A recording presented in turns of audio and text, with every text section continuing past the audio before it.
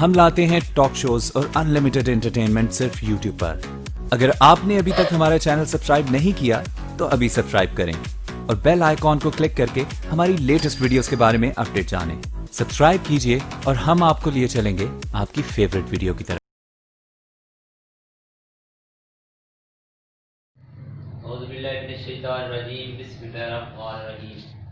अस्सलामुअलैकुम। आज एक नई वीडियो के साथ आपका मेज़बान मोहम्मद इमरान आपकी खिदमत में हाजिर है। इस वीडियो में मैं आपको बताने जा रहा हूँ प्रेजेंट इंडेफिनिट टेंस के बारे में, क्योंकि मैंने जितनी भी वीडियोस देखी हैं, नेट पे लेक्चर देखे हैं या कई लोगों से सुना भी है, प्रोफेसरों से, वो अक्सर इस टेंस को पढ़ाते हुए ना गलती कर जाते हैं।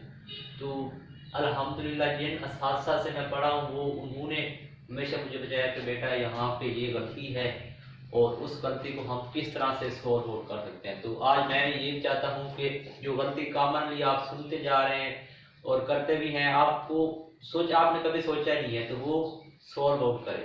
तो वो क्या है, वो इसमें हम टेंथ में मैं आपको बताऊंगा और उसकी मुख्तलिफ एग्जाम्पल भी हैं और कुछ ऐसी बातें जो आपने कभी पढ़ी नहीं है, क्योंकि मैंने भी जिन सर से पढ़ी उन्होंने भी नहीं पढ़ाई, तो मैंने कुछ किताबों से वो देखी हैं, तो वो आपको करवाऊंगा।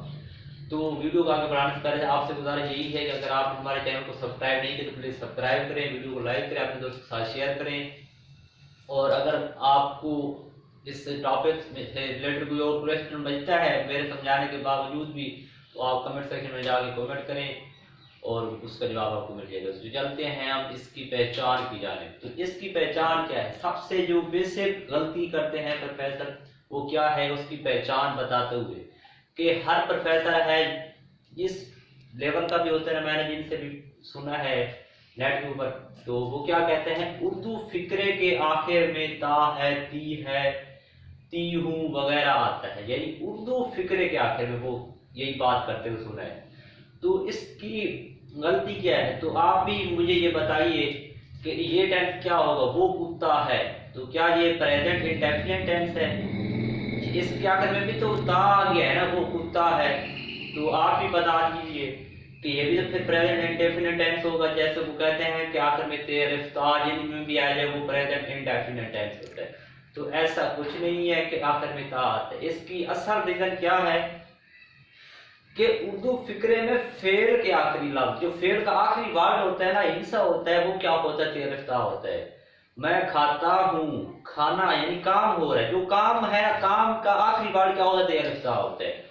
मैं खाता हूँ, मैं चलता हूँ, मैं रोता हूँ, मैं सोता हूँ, मैं भागता हूँ। अब एक काम हो रहा है, खाना भी काम है, चलना भी काम है, पीना भी काम है, सोना भी काम है। इस तरह के जो काम के आखिर में तेरफ्तार होगा ना, उसको हम कहते हैं कि ये प्रेजेंट इंडेफिनिट टेंस है। सबसे बड़ी गलती यही थी कि आखिर में जो कहते हैं उर्दू फिक्र के आखिर में, ऐसा कुछ नहीं है कि फेल के आखिर में, वर्ब के आखिरी जो वर्ड है वो क्या आता है, तेरफ्तार है। मैं खाना खाता हूँ, मैं स्कूल जाता हूँ, मैं दौड़ता हूँ, मैं भागता हूँ, मैं सोता हूँ, मैं जागता हूँ, मैं रोता हूँ, तो काम हो रहे। तो अब ये जो टेंस है ये यूज कहाँ होता है, ये रिपीटेड एक्शन के लिए होता है और यही जो है यूनिवर्सल ट्रुथ के लिए भी होता है, और एक और है जी हमारे पास ये हैबिट्स के लिए इस्तेमाल करते हैं हम इस टेंस को। और उसके बाद इसके लिखने का पुलिया क्या है, तरीका क्या है, वो सिंपल है। सबसे पहले हमने सब्जेक्ट लिखना है। सब्जेक्ट क्या होता है, सब्जेक्ट जो बंदा काम कर रहा होता है उसको हम सब्जेक्ट बोलते हैं। उसके बाद वर्ब, उसके बाद हमने क्या लिखना है, वर्ब। वर्ब क्या है, वर्ब को हम फेल कहते हैं और इसका जो और नाम है वो क्या है, काम, जो हम काम कर रहे हैं। उसके बाद हम लिखते हैं ऑब्जेक्ट को। तो ऑब्जेक्ट क्या होता है, ऑब्जेक्ट मफऊल होता है, जिसके ऊपर हम काम कर रहे होते हैं, जिसके ऊपर कोई काम हो रहा है उसको हम मफऊल कहते हैं। आई गो टू स्कूल, मैं स्कूल जाता हूँ, स्कूल के ऊपर काम हो रहा है ना, और वो क्या आएगा जहां पे जाना, काम कर रहा है कि वो जा रहा है, आई सब्जेक्ट आ गया कि मैं जा रहा हूं। अब उसके बाद हम क्या करते हैं, इस टेंस के अंदर हम जो वर्ब की फॉर्म है वो कौन सी यूज करते हैं, तो हम वर्ब की पहली फॉर्म यूज करते हैं, वर्ब की पहली फॉर्म और उसके साथ एस ई एस और आई ई एस का। आपने अक्सर सुना होगा कि हम एस और ई एस का इजाफा करते हैं, तो मैं आपको बताऊंगा कि हम ई एस का भी इस टेंस में इजाफा करते होते हैं, आई ई एस का भी इजाफा करते हैं। एस और ई एस आपने पहले पढ़ा हुआ है, तो आई ई एस कहाँ यूज होता है वो भी मैं इसमें बताऊंगा आपको। तो इस टेंस में हम वर्ब की पहली फॉर्म यूज करते हैं और एस ई एस और आई ई एस का वर्ब की फॉर्म के साथ भी इजाफा करते हैं। और वो करते कहाँ पे है वो भी देख लें। तो ही शी इट या सिंगुलर नाउन जो भी होगा उसके हम उनके साथ क्या लगाएंगे, हम एस या ई एस या आई ई एस का इजाफा करेंगे। तो अब हमें ये देखना है कि एस कहाँ लगाना है, ई एस कहाँ लगाना है और आई ई एस कहाँ पे लगाना है। तो आइए देखते हैं कि अगर फिक्रे में फेल जो हम काम कर रहे हैं उसका जो अंग्रेजी वाला वर्ड है ना, वो अगर एस एच पे खत्म हो रहा हो, एस एच पे खत्म हो रहा हो, सी एच पे खत्म हो रहा हो, ओ पे खत्म हो रहा हो, एक्स पे खत्म हो रहा हो, तो तब हम किसका इस्तेमाल करते हैं, ई एस का इस्तेमाल करते हैं। तब हम ई एस को लगा देंगे, उस ई एस का इजाफा कर। जैसे आई गो टू स्कूल, ये तो आगे ना, तो करते कब है, ही शी इट या सिंगुलर, जब सिंगुलर जैसे आई गो टू स्कूल। अब गो के आखिर में ओ आ रहा है, लेकिन मैं एस या ई एस का तो इजाफा नहीं कर रहा क्योंकि ये ही शी इट या सिंगुलर वाली टाइप नहीं है, ये आई है, ये और है। तो जैसे होगा ही गोज टू स्कूल, बोलेंगे आई गो आ रहा है और ही गोज टू स्कूल। तो जैसे ही आया इनमें से, तो हमने ई एस का आखिर में क्या आया, गो के आखिर में क्या होता है, ओ होता है, तो उसके साथ हमने ई एस का इजाफा कर दिया।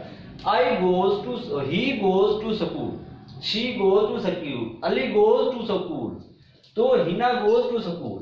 यानी कि जब ही शी इट या सिंगुलर नाउन आएगा तो तब हम ई एस का इजाफा करेंगे। और करेंगे कब, जब इनका आखिरी वर्ड क्या हो, S H C H O X पर खत्म हो रहा है, तो तब क्या करते हैं, हम ई एस का इजाफा करते हैं। और बाकियों के साथ हम किसका इजाफा करते हैं, एस का इजाफा। तो अब इसमें एक आ गया कि आई ई एस कहाँ लगाते हैं। अगर जो काम हम कर रहे हैं ना, तो उसका आखिरी जो वर्ड है ना इंग्लिश वाला, वो वाई है, तो तब हम उस वाई को रिप्लेस कर देंगे आई ई एस में। जैसे फ्लाई होता है, परिंदा होता है, तो फ्लाई की जगह पे आखिर में वाई आ रहा है ना, तो हम आई ई एस लगा देंगे। तो इसकी कुछ मिसालें हैं जो मैं आपको दिखा देता हूँ। ये सिंपल दी है, टाइम अब इतना पूरा तो नहीं है कि आपको पूरा दिखाऊं, तो आप याद इस तरह से कर सकेंगे इस टाइम को कि जितना से जितना आप ज्यादा इसकी एग्जांपल करेंगे। तो इसकी मिसाल सिंपल दी है, आई रीड द न्यूज़पेपर। अब यहाँ पे ना ही एस लगाया है ना ही ई एस, क्योंकि आई है, आई रीड द न्यूज़पेपर। अब वही फिक्रा, ही रीड्स, अब क्या आ गया, एस आ गया है क्योंकि ही आ गया, ही के साथ हमने एस या ई एस की इजाफा करना है। तो ही रीड्स द न्यूज़पेपर। अब यहाँ पे ई एस क्यों नहीं लगाया, क्योंकि यहाँ पे ना ही ओ है ना ही एस एच है ना ही सी एच है, यानी वो कंडीशन है, ये सिर्फ ये एस वाली कंडीशन है। उसके बाद आई गो टू स्कूल या I go to Lahore, he goes to आ गया, ही गोज टू लाहौर। अब जो आई ई एस कहाँ लगाना था वो ये था, the birds fly in the air, परिंदे हवा में उड़ते हैं।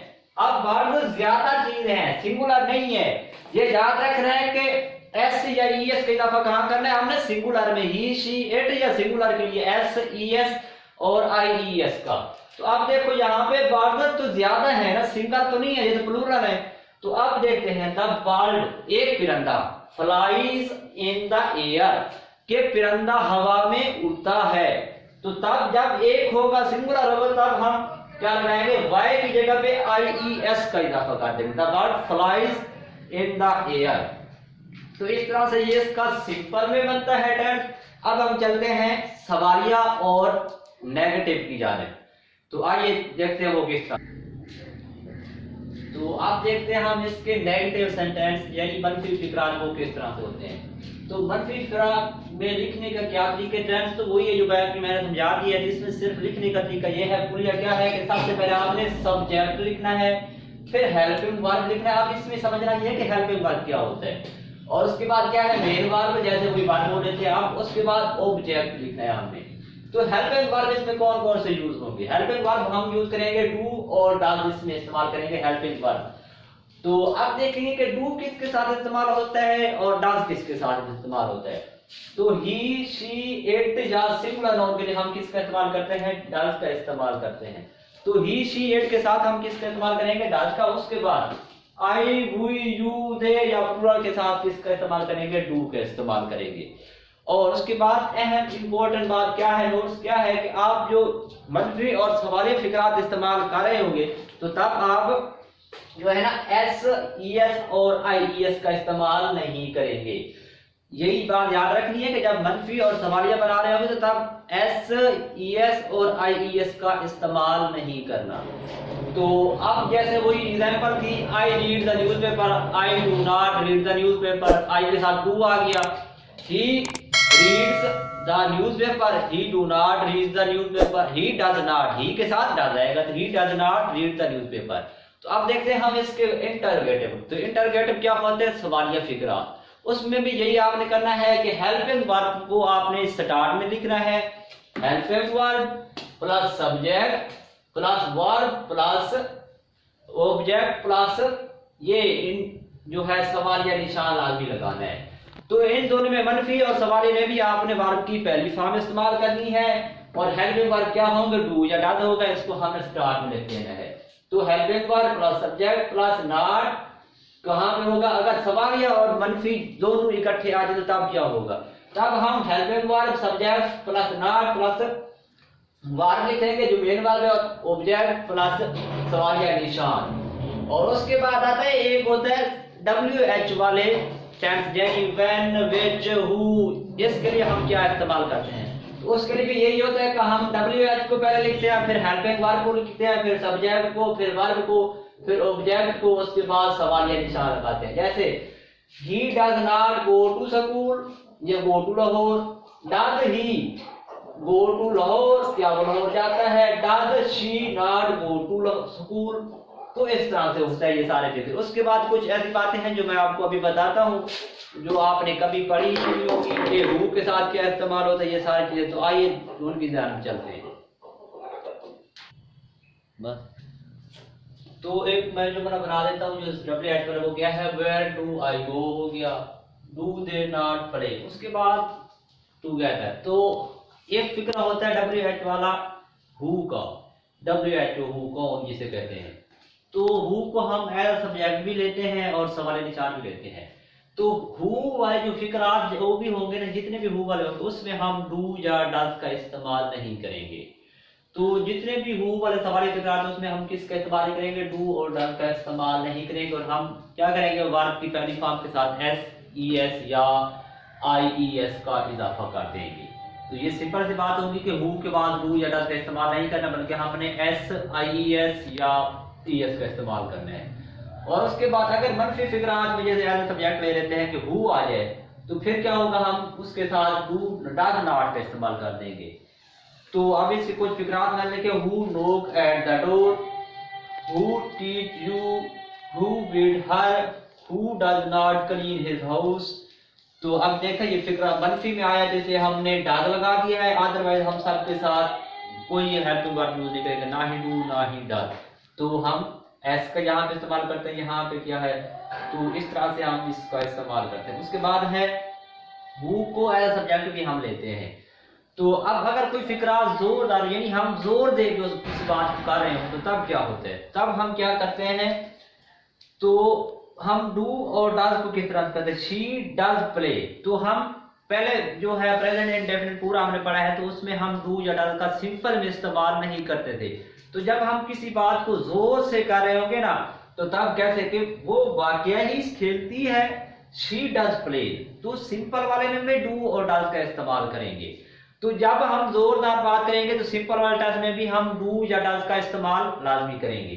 तो उसके बाद सवालिया फिक्रात को अगर हमने जोरदार बनाना यानी जोर दे के करना हो तो तब क्या होता है, तो तब हम करते हैं कि हम अल्फाज यूज करते हैं डज और सर्टेनिटी, इंडीड या रियली का इस्तेमाल कर देते हैं।